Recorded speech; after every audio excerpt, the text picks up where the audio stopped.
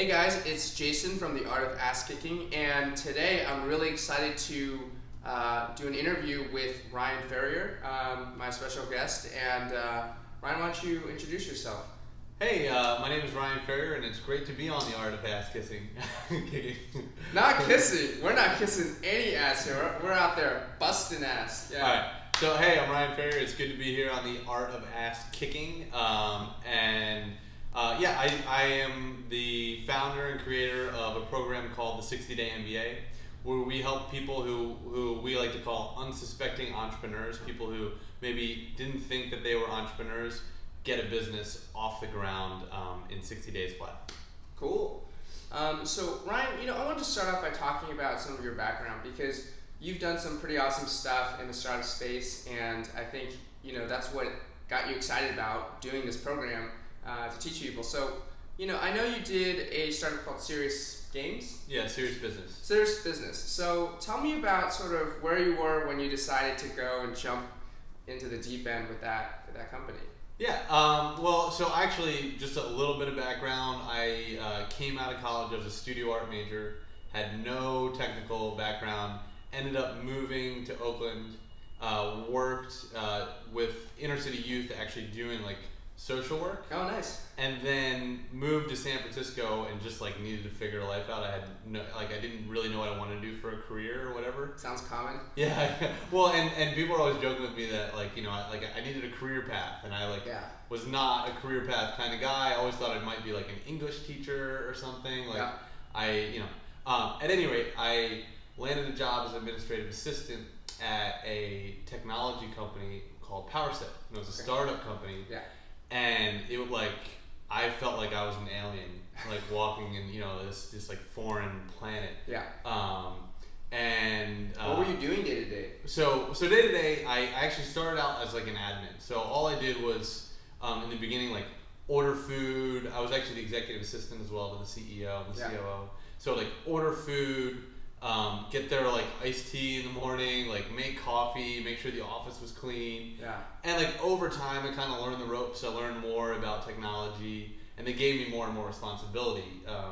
At the time, like I was just desperate for a job, so I did not want to lose this job, and so I was like working my ass off. Yeah. But over time, they gave me more responsibility. I ended up taking over. At the time when I started, there was only 6 people. Mm-hmm. And so I ended up taking over kind of like all the HR responsibilities. And then I was like head of personnel. And I slowly started to learn some finance stuff and more kind of business operations. And that's actually what led me to Serious Business. Got it.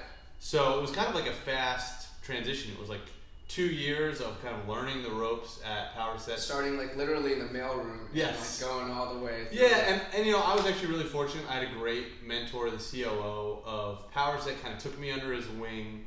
He realized that I knew nothing about technology, but that I was like fairly smart and really hardworking. And he wanted somebody he could just dump all of his work to. Yeah. And he realized that the more he kind of mentored me, the more high level stuff he could give me. Yeah. So by the time I was leaving PowerSet, I was like managing our option pool. I knew a lot about equity and different things that kind of go into play with the more financial side. Yeah. And was doing so much stuff in front of the company that that people actually thought my role was probably like more advanced than it was. And 2 of my co-founders had started making Facebook apps. This is right when Facebook had opened its platform. Got it. And so you knew them before, so they were you say they were your co-founders. I assume they were like your friends first, and then. Yeah. So actually, it's funny. I actually hired both of them. They were engineers. Mm-hmm. Hired them both into PowerSet while I was heading up personnel. Yeah. So I kind of recruited them. At that point, I was negotiating the offers. Yeah. I negotiated the offers. I'll actually never forget. The guy who ended up being the CEO of Serious Business, we had this deal where you could come in and you had a certain base salary and a certain equity percentage. Yeah. And you could kind of trade salary for go equity. from one for the other. Yeah.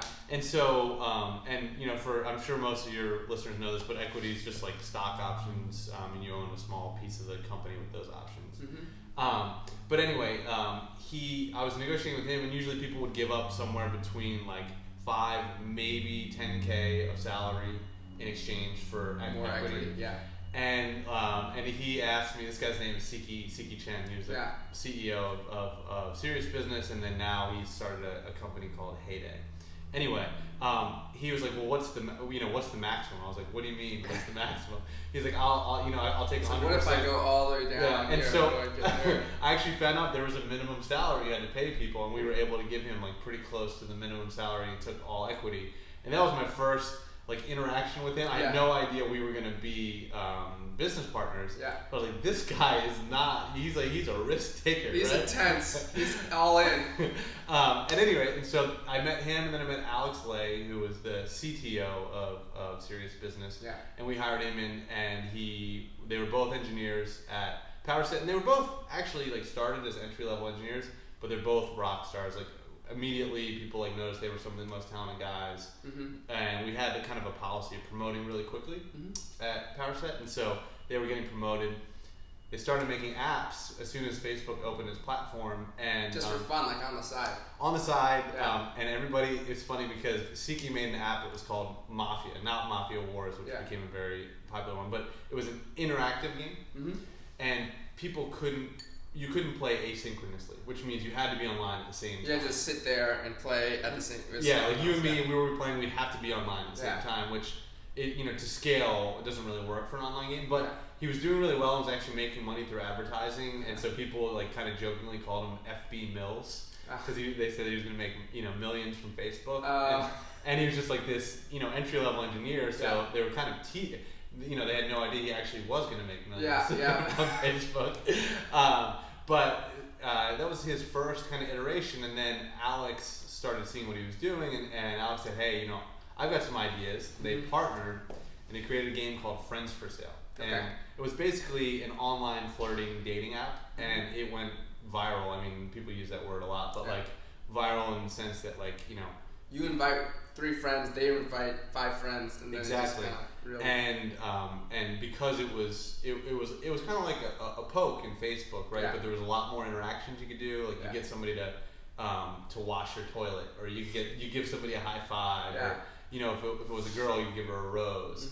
And so guys were flirting with girls, and girls were like the most sought after girls rose up on the leaderboard, and like the guys that were playing the most rose up, on the leaderboard, and so it was like this, it was just like this. So it was like a club environment, on Facebook. Yeah. Right. And anyway, it got huge, and they were immediately very quickly making more money doing that than they were at their day jobs. Yeah. And that's when they invited me, and they said, hey, look, here's the deal. We've got more users than we can handle. I mean, at the time, I think, they had hundreds of thousands of daily active users. I mean, at one point, we had 1 million daily active users, which is crazy traffic. Right. And they're like, we are going to be, just trying to keep this site going. Yeah. We want somebody to hire people, run the business, do all the stuff that they didn't want to do, so that they could focus on making the games and making the games better. Yep. Absorb all that other stuff, which is what you are an expert in. And that's what became my niche, right? Yeah. My niche was partnering with really smart product people to do all the stuff that these really smart product people didn't want to do, that made a business run. And so I got really good at figuring out how to get a business off the ground. And so we did that at Serious Business. So it wasn't a hard sell then at that point. It was like, you've learned a ton. These 2 guys who are awesome are doing some killer stuff in a new platform, and you're like, yeah, let's do this. Yeah, absolutely. And I didn't know any better at the time, right? I had gone from an administrative assistant to head of personnel, and I was a management in PowerSet, but still, really had no idea what was in store when I took this jump, because I jumped right to being the COO, right? Yeah. It was our company, so let's do it. What the heck, I'm the COO. Yeah. Now all of a sudden I've got a board to deal with. People, we raised many millions of dollars in investment. Yeah. I've got millions of dollars kind of at my discretion that I've got to play with and hire people, and so I just this is at 60 Day MBA. This is actually something that we teach our entrepreneurs, which is do it before you're ready, right? And that's what I was doing. I didn't know I was going to be doing it before I was ready, right? But I ended up having to learn all of that stuff, learn how to manage a board.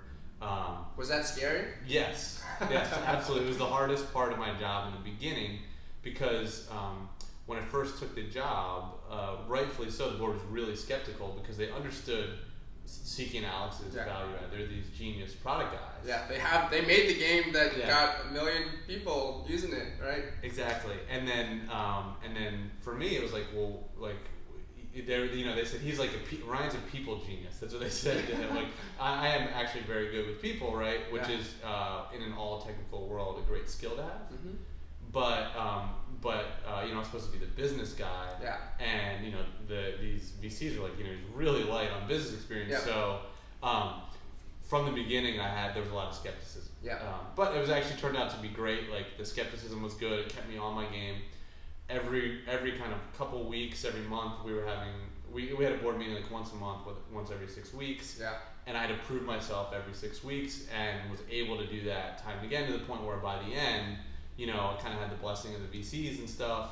We sold this company to Zynga. It was a successful company. Yeah. And then had a good relationship with VCs where they were excited about referring me to other places and potentially having me run operations. So one of the things that people talk a lot about with startups is like it on the outside, like things can look pretty good, but on the inside it's like everything is almost falling apart all the time. Yeah. Is that something that you ran into? What kind of examples that you can talk about? I think it's I think it's absolutely true. I think any successful business out there, maybe some of the more mature businesses are less like this. Mm-hmm. But and like you and I both have had friends that worked at Facebook, right? Yeah. And everybody thinks like, this is a great company, it's always been great, but like every day their website was going down, and like they were always shipping new code. And at Serious Business we had really similar stuff where like literally like the website was going down like almost not daily, but very frequently, and every time it's down you're losing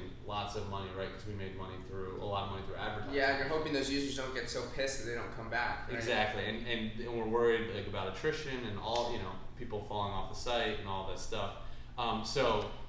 Yeah, I mean, it was just a mad scramble from the beginning. And the other thing is people think that everybody has their processes buttoned down, but they don't. Like, HR onboarding or employee offer letters aren't signed correctly, or, all sorts of different things crop up. And it's all about how quickly can you fix the problem and then learn from it and not make that same mistake. And it's the whole thing about you think that there are all these things you have to figure out, and it turns out that you can kind of swing it and then fix it as you go, right? But that's scary. Yeah, it's scary. Well, the successful, 90% of those startups don't make it, right? And I think a lot of it is because of this stuff, right?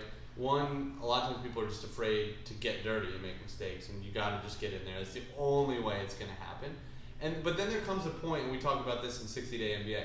In the beginning, it's like make mistakes, learn on the fly, apologize later because it's the best. You're only going to have a business if you're interacting with real customers, right? But as well, you need to have the ability after a certain point of time to step back a little bit and put in not heavy duty process, but lightweight process that makes sure that you don't actually just get crushed under the weight of all of the administrative things that could go in with running a business. So, you sold this business, and really quickly, I know that you went through this period where you were saying that the VCs are referring you to other companies to kind of run their processes, right? So what was that like, going from doing your own company to kind of jumping into other people's companies? And well, I had an interesting transition because I could have either worked at Zynga and done M&A, which is just mergers and acquisitions where you help them with companies they're buying. Yeah. Or I could start at another startup and be the COO again, right? Be that. And I was kind of torn about it, but it turned out that for me, I had another group of friends. They had 4 people in their company. Were literally just taking financing, their Series A financing. And could use somebody like me. And so I kind of weighed my options and said, you know what? I want to do this one more time and kind of cement myself as that guy, right? I'd really like to be the guy who knows startup operations for venture funded companies better than anybody, right? And so I joined really early stage, so it was still 4 people, but it was different, right? What's the name of the company? And the company's called Crowdflower. They're still up and running. It's a great company. They've been around now many years. So you joined them early. I joined them early. We raised around, and then same thing. But Same, like Run the playbook. Run the Ryan Ferrier exactly. playbook. We went from 4 people to 50 people very quickly, and I think there are somewhere between 50 and 60 people today. But it was very different, right? Like it's I was able to kind of cement my role as like the specialist that's really good at getting businesses off the ground. Mm-hmm. At the same time, it's when you come in at that stage, it's not your vision, right, for the business. It's like, how do you incorporate this for somebody else? Which is why I ended up going back to work myself. So let's take a break right here, and when we come back, I want to talk more about sort of what you're trying to do with this, going back to business for yourself and helping other people go back into business for themselves. Love it.